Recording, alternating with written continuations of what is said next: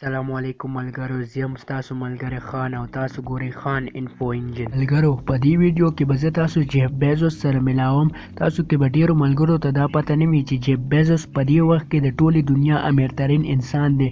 د ټول دولت مالیت 131 ارب ډالر دی. دا د ډیرو ملکونو د خزانو نه هم زیات دولت دی چې یوازې د څخه کوي. امیرترین انسانانو په لیست کې موږ څخه په دویم نمبر باندې بیل ګیټس راځي. د ټول دولت مالیت 96 ارب ډالر. دا سړی د بیل ګیټس نه ډیر زیات مالدار دی. سړی په هر منټ کې د 2.5 کروڑ روپو نه سیوا پیسې ګټي. یعنی دا سړی په هر منټ کې 2.5 لک ډالر ګټي. ملګرو، اوس په تاسو ذهن کې راځي چې دا سړی دومره امیر څنګه شو. هغه مشران وایي کنه چې یو آیډیا د سړی زندگی بدله کی. دغه شان کہانی د جیف بیزوس هم ده. ملګرو، جیف بیزوس Amazon.com جوړ کړی. Amazon.com یو ویب سایټ او یو ای کامرس کمپنی ده. دا کمپنی اپل، ګوګل او فیسبوک سره په 4 نمبر باندې ټولو نه غټه کمپنی ده. 1964 کې جیف یو برابر خاندان کې پیدا شو. د پلار د موټرسایکل یو وړوکی غونتی دکان و. جیف پیدا کېدو نه لږ غونتی وخت پس د مور او پلار منځ کې طلاق وشو او جیف خپلې مور سره اوسېدو. لږ وخت پس د جیف مور دویم واده وکړ. کمپیوټر سره ډیر شوق او د خپل تعلیم هم کمپیوټر ساينس کې کړو، خو بیا وروسته د الکتریک انجینیر شو. دې نه پس د ځان له کار کتل شروع کړل. په ایکزون په کمپنۍ کې چې د تیلو او د ګیسو کمپنۍ و، هلته کار ملاو شو. د خراب سیزونو سمولو ډیر شوق او اکثر به د خپل خراب سیزونه په خپل سمول. خپل پیرنټس وی چې خپل ټول تجربات خپل ګراج کې کوه. دغه ګراج نه د Amazon.com بنیاد کې خودو. ګرو اسه خو جیف ډیرو کمپنیانو کې جوب کړو، خو په 1994 کې د ډیر غټ ریسک واغستو. ګرو تر څو پورې چې انسان ریسک نه اغستی، هغه هیڅ کار نشي کولی. او په دې خبره جیف ډیر ښه پوهیدو.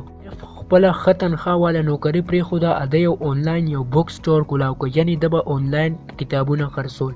جولای 1995 کې جیف یو ویب سایټ Amazon جوړ کړ. دا نوم د Amazon ریور نه اغستی.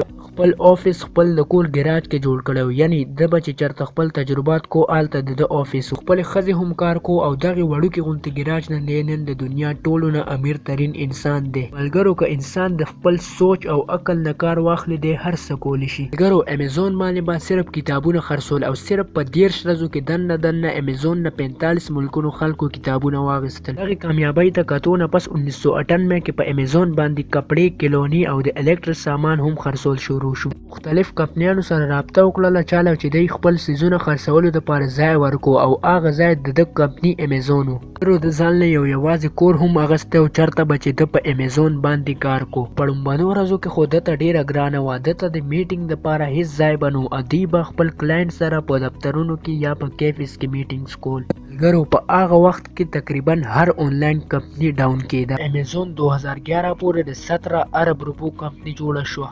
2018 پورې د Amazon مالیت 1 ارب ډالر ته ورسېده. جیف بیزوس د دنیا ټولو نه امیرترین انسان جوړ شو. هغه امیرترین انسان چا څخه چې د 100 ارب روپو نه زیات دولت و. ګرو، جیف بیزوس ته د ډبل پرسنالټي مالک هم ویلی شي. خو دی ډیر شریف او ساده انسان دی، خو د کاروبار په معامله کې دی ډیر سخت شي. او داسې هم ویلی شي چې د نه خپل امپلویز ډیر زیات یریږي. وخت مخکې د او د ښځې مکنزي په منځ کې د طلاق اغوستو فیصله وشوه. ګرو، د دې طلاق په وجه به مکنزي ته دومره دولت ملاویږي چې هغه به ځان له د دنیا امیرترین ښځه جوړه شي. ملګرو، که ستاسو دا ویډیو خوښه شوي نو دا لایک کړئ. دغه شان ویډیوګانې کتو لپاره زموږ چینل سبسکرایب کړئ. خپل ډیر زیات خیال ساتئ. الله پامان.